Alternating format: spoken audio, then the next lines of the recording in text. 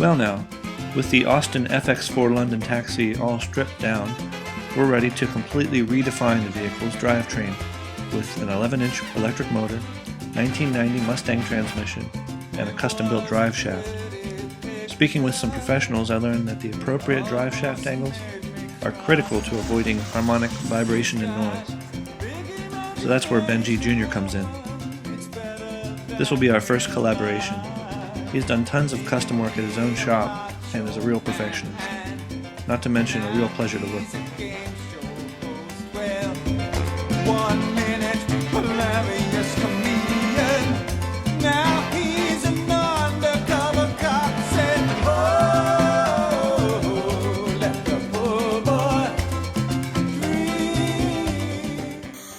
Allowing drive shaft angles to dictate the position of the motor, we quickly found that we'd have to mount the motor lower than the car's existing frame would allow. The front subframe would have to be altered, i.e., remove a chunk from the frame. We were able to keep this internal frame piece by sliding it forward about 1.5 inches.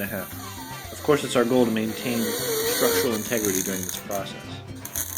So how can we be strangers? He's got no personality.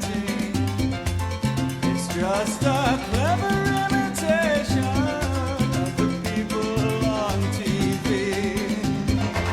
A line for every situation. Unfortunately, the motor angle was still off by about 1.5 degrees, so we needed to lower the motor about another 1/2 inch.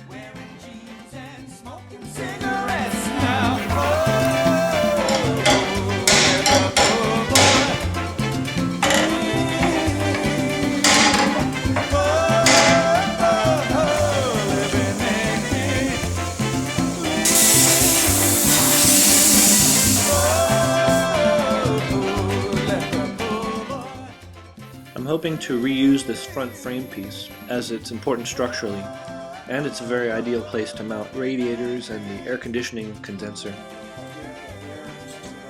Once we had the driveline angles set up where we wanted them, we were ready to fabricate transmission and motor mounts.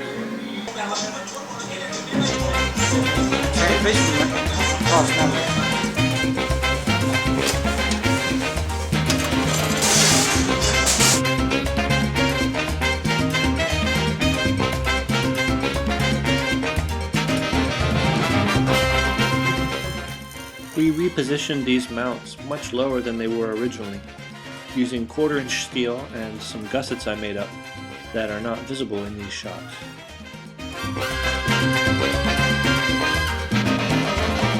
I can be you, and you can be me. In my mundo, todo el mundo. Everyone's happy and everyone's free.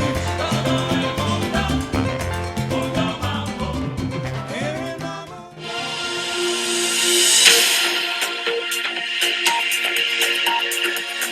We interrupt our program to bring you this important message. I've got a few news items, kind of on a personal level. I was asked back in June to contribute to a high-end homes magazine with distribution in the UK, United Arab Emirates, South Africa, Portugal, and Spain. Kind of a random opportunity, but I'm always happy to help spread the word about the benefits of going electric, even if they did change my title.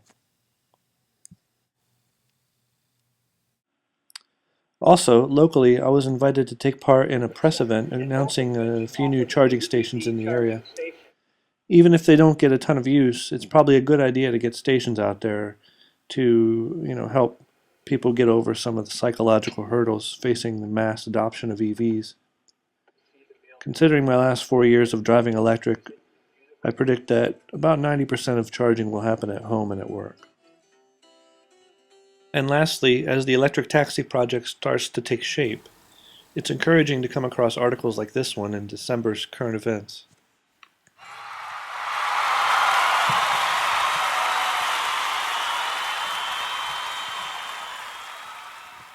I don't know if I flew out at one time or how that got bent like that, but it's been that way for a while. Start all over.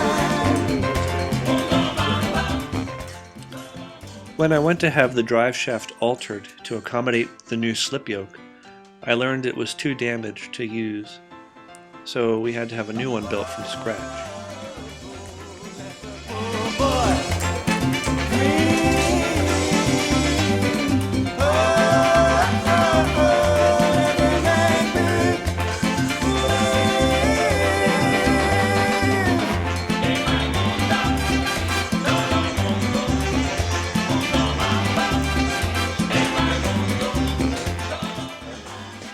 And finally, one of my favorite parts of an electric car conversion. If you're running a DC motor, once it's installed, you can take a single 12-volt battery and a set of jumper cables and have a little fun.